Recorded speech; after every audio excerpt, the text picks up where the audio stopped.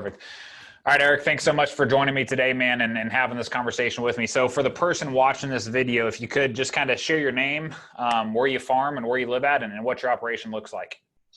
My name's Eric Bream. I farm in the San Joaquin Valley of California. We grow primarily citrus, and my family's been doing this for 3 generations. Okay, long time. Okay, perfect. Well, let's just kind of jump right into it then. First question is what was not working in life prior to joining Legacy Farmer? You got the business, you have several employees, you got a lot of dollars that you're dealing with, first of all, but then you're just kind of dealing with the chaos that the typical farmer and rancher does inside of this country. So what was not working prior to joining Legacy Farmer? I think one of the bigger issues that I struggled with was finding balance in other areas of my life. I took over the farm 6 years ago, and it was a pretty abrupt transition. And so I spent a lot of time and energy at the farm, and I always felt like I had to be here, and that things couldn't run without me. And what I'm learning through Legacy Farmer is really that I need to focus on every area of my life in order for our business to succeed and be, more profitable and have long-lasting, in order to have a legacy, really is the bottom line. Well, and too, Eric, I'm not going to sugarcoat it. I mean, when it comes to profitable businesses and things like that, you've done an outstanding job. Like, you run a successful farm operation, which is kind of, in today's market, it's kind of tough for anybody to be able to say that, right? So when it comes to business stuff, you're pretty solid. But what you said, though, was focusing on the other areas of life, right? Exactly. One of the areas that I let go was my health, because it's one of those things that's easy to not take care of. You can just push it on a back burner or whatever, and working long hours and days, and you don't watch what you eat, and it has a long-term effect on you. And understanding that, how that affects not only my business, but how that affects the other relationships in my life, and how that, I've come to understand that that's really the foundation for everything else. And I've worked really hard so far to get back on track. Well, and two, you think about the way all of us were raised, we sacrifice anything and everyone else, ahead of ourselves, right? We go to work all day and we just push off ourselves until, the next day or the next week or the next year. When we push off the family, we push off all these important things. And the only reason we're in business is because of those important things. Right? Yeah, what I've learned is really, that in order for me to do that, if I have the right processes in place and the right people in place, that I can spend time doing some of the other things and not have to worry about it. Yep. But too, and I would say this with, just with a lot of our members, it seems like a lot of the conversation is around a lot of these guys, they're so trapped in old school mentality of work, that they can't even create the mental capacity to really step back and say, okay, what would life look like if I actually did fix this problem, have the framework to actually conceptualize everything. Because right now there's so many different things that you guys all have to do on a daily basis. It's hard to even zero in on one thing. Yeah, and that can be tough to overcome. And it's really, to me, it's more of a matter of, what is work? Yeah. Right. So we tend to say work is something that we accomplish and we see the results. And, I think in so many respects, I feel like I run a small family farm, but when you look at it in context of the dollars and things like that, we're running a decent sized business. And if I'm out spending my time digging holes, for example, then the business is more than likely going to suffer on the other side. I need to be spending my time being strategic about what we do, and, administrative type, thinking, and how that's going to affect us long term. Because, if I go dig a hole, I got a hole, but did the business make a profit this year? 100%. Right. And so many of us, we were just taught, trained, and conditioned to go work. But when it comes to actually what makes the business successful, you and I both know it's the numbers.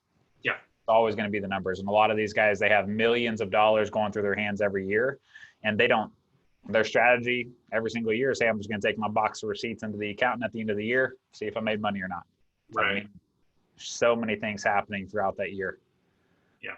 Right. Okay, perfect. Well, so out of all the things that we do inside of Legacy Farmer, there's obviously a lot with all the tools, trainings, resources, the coaching calls, accountability, the network, just everything that we do. What's like the one favorite thing for Eric? Oh, I think probably I like the Wednesday coaching calls. Yep. It's great to hear other people that have a like-minded people that are focused on their goals, and that aspect of accountability. You know, if you listen to your content, you talk a lot about farmers being on an island, and I can tell you for sure, I felt that way for a long time, and I still do because I run a smaller operation. I'm by myself a lot. Yep. And I'm the only one that I'm accountable to.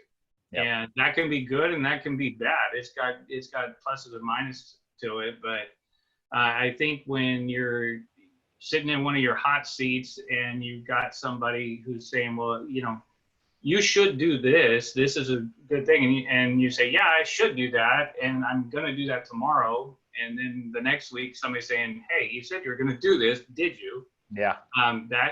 That's helpful. Yeah, 100%. Well, and two, you know, what's funny about Eric is, you know, you kind of sit back during those hot seats and those calls and everything. Every hot seat we've had, and some of these guys, you know, you're out in California, so California farming compared to Kansas or Nebraska, completely different, right? But problems are the same, because what's always funny to me is I sit back and I watch Eric in the middle of those hot seats, and you're just kind of sitting back in your chair, you're listening, and sometimes you get this smirk on your face because you know exactly what they're going through. You know exactly what they're dealing with, because all the problems and the challenges, doesn't matter where you're located at, we all face the same thing. Yeah, I think we find that, you know, I run a good sized Facebook group that's based in agriculture, and we've got people all over the world. And I talk to people in India, Australia, and different places, and it's all the same. You know, we're all dealing with the same family issues, the same financial issues. Yep. And, you know, it's just, it's a common bond that we can, especially for me, I feel like I've overcome so much of that in the last 6 years and got the business to a point where I want it to be, that I feel like I can help in a lot of ways. Some of these guys that are struggling with some of the same stuff I went through. Yeah. And, you know, for me, even though, like you said, I'm running a profitable farming operation, right? We cash flow everything. We don't have any debt. You know, I'm kind of at a point where a lot of people would say, well, you've made it. Yeah. And I look at it and say, well, yeah, but made it to where, and where do I want to go? And so I'm using Legacy Farmer as the next step. Yep. Into where I want to take our farm, where I want to take our business, and myself and my family and everybody else. Yeah. And what's crazy too is, even when you have success in business, you know, you and I both both know that, you know, more success just means bigger problems. Yeah. Right. More problems and bigger problems. And those more problems and bigger problems tend to carry up more problems inside of other areas of life as well. Right. Yeah. Which is why the framework and everything we operate with is so critical, just to understand how each area is impacting and feeding and taking away from the other. Yeah. Okay. Perfect. Well, Eric, it's no secret that establishing trust is difficult in this industry, right? You came to us from California. I'm in Kansas, you're in California, right? So what was, I'm kind of curious now that I'm saying this, what was the thought process for you? Like what were the things that really pushed you over the edge that made you want to join in the first place? Because, you know, you don't know me, you didn't know anything about me before, you know, getting involved in our content, things like that. I'll tell you one of the things that piqued my interest more than anything, and now that I know a little bit more about it, I'm starting to understand it, was the fact that I felt like I was being interviewed to be a part of it. Okay. You know, that you weren't, I got the feeling immediately that this guy's not here to just take my money and, you know, try and sell me on, you know, some quick fix. Yeah. Because I think, you know, if we all look at what's going on in the ag industry or life in general today, anybody that's offering you a quick fix, it's not going to work, right? And I understood from watching some of your content, your background, and the things that you're talking about, it resonated with me because I know that there's work I need to do, and it would be easy for me to sit back and say, well, we're doing okay. I can see this, I can look 10 years down the road and we'd probably still be okay, but I want better. Yep. And that, and the accountability aspect of all of it was super important to me, because I really, when you look at it from a networking standpoint, and someone in your network that's gonna lovingly tell you, hey, you know what, you're not doing what you should be.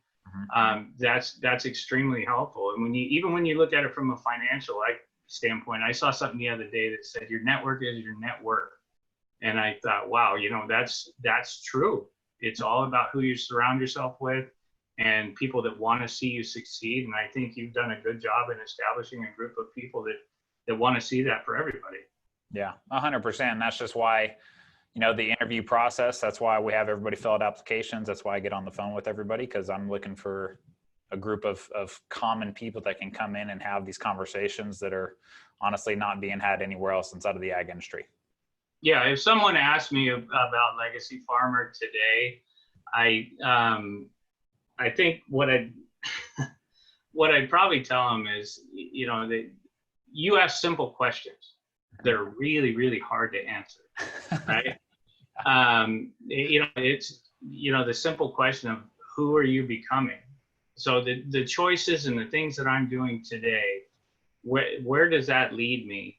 And how can I change those choices to lead to where I actually want to go, instead of where I was just kind of fumbling through and headed in a place where I didn't want to go. Yep. 100%. And I'll go back to what you said is, whereas your network is your net worth. Well, your net worth is built off the decisions you make. If you're surrounded by people that are making really crappy decisions and making decisions based off of emotion and not actually doing the numbers and knowing where they're at financially, how do you ever expect to get to where you want to be? Right. And I think a lot of it, you touch on this quite a bit, the idea of small towns, small rural areas, kind of the mindsets and the way, the people that you would surround yourself with there. A lot of times the business model is built on complaining and hope. Yep. And that's not a business model, because we can sit around and complain about prices. We can complain about a million different things that are outside of our control and hope for better, or we can take action and do what we need to do, understanding what the facts and the risks are according to what's actually happening, instead of hoping for something different. Yep. And then be strategic, right, and adaptable. Build out a game plan to solve the freaking problem instead of sitting around talking about it. Right. 100%. Okay, perfect. Well, so like I said, establishing trust inside the ag industry is difficult. So let's imagine somebody was sitting on the fence about, hey, I wonder if Legacy Farmer is really for me or not. What is the one thing you would say to that person that's literally, they're sitting on the fence, they see it over the top here, but they're having a hard time taking the jump? I think I would just ask them some of those questions. Really, where are you headed today? Is that where you want to be? And do you have the tools and everything necessary to get there? And I can tell you that what Jason and his team have put together are the tools to help you get there. That doesn't mean they're going to solve all your problems. That doesn't mean that they're going to do it for you. There's a lot of work that you have to do. But success takes work, and it takes risk. And I would just ask some of those basic questions. Where do you want to be? How are things working today, and what are you doing today to get you to where you ultimately want to be? And is it the right thing, or could you be helped from people who will hold you accountable to where you want to be in the facts of the situation? Yeah, and Eric, what we're building inside of there with the tools and the trainings and the resources and stuff. Yeah, I mean, it as well as I do. Like there's no quick fixes, right? This is hard, disciplined work and realigning or rebuilding habits and patterns that people have had up to this point. And up to this point, those things haven't served them, which is exactly why they would be watching this interview right here, right? But at the same time, like rebuilding those things, it takes time. Like there's no bullshit in what we do. It's hard work. It's disciplined work. Nobody's going to save you. We're going to provide the blueprint, the tools and the trainings, the accountability and the coaching calls and everything like that. But at the end of the day, Eric's got to be the one that comes in and does the work. Right. I saw a quote the other day that kind of hit me. It said, the pain of discipline, it will always be less than the pain of regret. Yep. Something along those lines. Yeah. And it's really, you know, and I'm keeping that in the back of my head, particularly at 4 a.m. when I'm working out, trying to get my health and body back in shape. You know, because that's going to be a painful process either way. If I just continue to ignore it and wind up with some disease or in some doctor's office who scares me to death, you know, says you're going to die next week or whatever that is, the small pain on the front side is so worth it. 100%. 100%. All right. Well, Eric, we'll cut it off there, man. I appreciate you taking the time to do this with me today. Absolutely. Thank you, Jason.